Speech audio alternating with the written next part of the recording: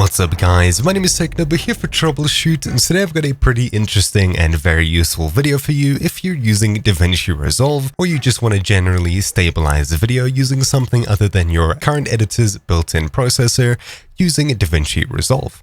I personally find that the stabilizer inside of DaVinci Resolve is miles better than the Warp Stabiliser built into Premiere Pro, so I use this to stabilize all of my video. A couple of weeks ago, I uploaded a video that covers a serious glitch inside of Escape from Tarkov, and I filled my screen with my phone's camera for a section because I needed to demonstrate something I couldn't record with my screen. As you can see, the video is hella shaky, and if you go back and watch that video previously, you'll see that the video is quite cropped in, and it's incredibly stable.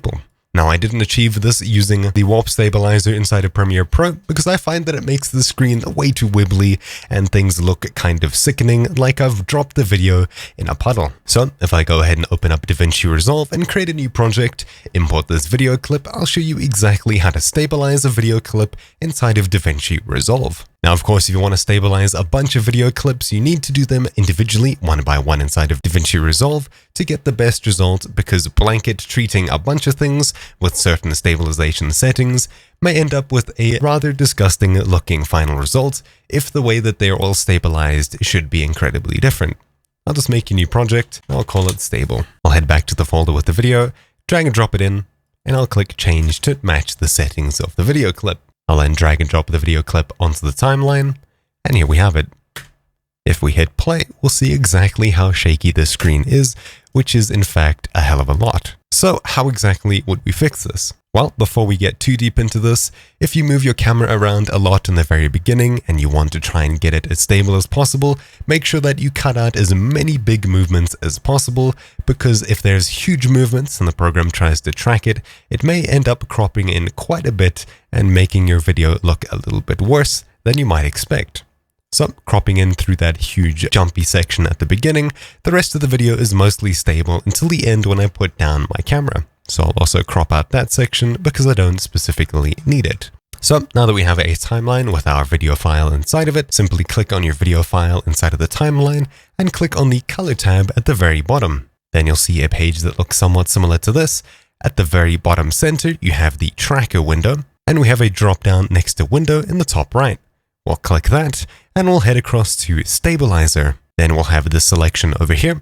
All we need to do is simply hit the Stabilize button, and it'll go ahead and analyze our video and then stabilize it. Super simple and super easy to use. At the very bottom over here, we have some other settings. We can change the cropping ratio, the smoothing amount, strength, and we can lock the camera if necessary. After it analyzes, it might change these settings down here, but if we go ahead and hit play, you can see that the video is crazy stable compared to what it was before. As you can see, I'm still mishandling my camera up until about here, and this is where things get really stable when I'm filming through it. You can see the camera movements are pretty stable. Of course, there is a bit of blur left behind as I shake my camera a bit too violently. If we have a look at the very bottom, we can choose zoom, camera lock, etc, etc. If we were to turn off the zoom, you'll see the edge of the screen sort of vibrate as it stabilizes and moves it. And in the extreme bottom right, we have the options to change it from perspective to similarity and translation. So similarity and translation. You can see a small difference. Some of them are a little bit more shaky than others, but usually you'll leave it on perspective. Then we also have the cropping ratio, smoothing amount, and strength. So if I were to lower the strength, you'd see the video ends up being a lot more shaky than you would hope. Having it at 1 seems to be the default. You can also change the smoothing amount, which tries to smooth out camera movements, but may cause a couple of weird glitches. Like there, it looks like there's a wave going over the video. If we lower the smoothness back down to where it was, you can see that effect is a little bit less. However, of course, you'll get the best results by messing around with these settings yourself and going for exactly the look you're hoping for. Either way, I still find this stabilization technique much better than the one built into Premiere Pro, the Warp Stabiliser, and there are a couple of other methods using After Effects which I may go through at some stage during the future.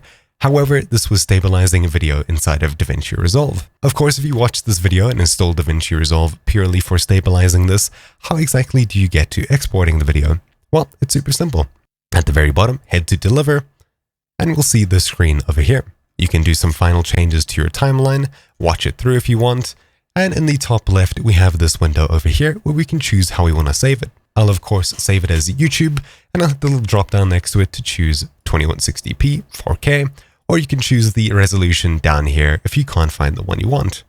I filmed this video at 2K, which is 2560 by 1440. It's not listed here, so I can click custom and type it in myself. You can choose a format, QuickTime or MP4, video codec.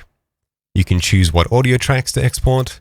You can choose how to export the audio, and you can also upload it directly to YouTube if you'd like. Once you have your settings decided, you can hit browse and choose where to save it.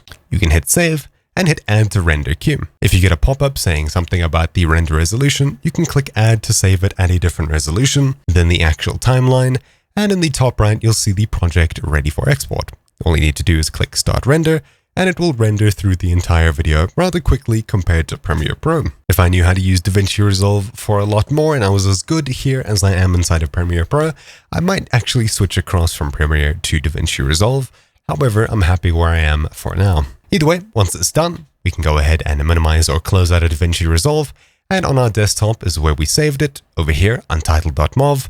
I'll drag it into this folder. You can see it's about 88 megs. We took off some video on either side, and if we open it up, you'll see it is a hell of a lot more stable than the video inside of here originally, which is this one. You can see a massive difference between these two, and you can see exactly how much it fixed. And that is why I really like the stabilization inside of DaVinci Resolve. I find it a lot better than Premiere Pro and the rest. Anyways, thank you all for watching this short little tutorial. I hope you found this video useful, and I'll see you all in the next one. Ciao.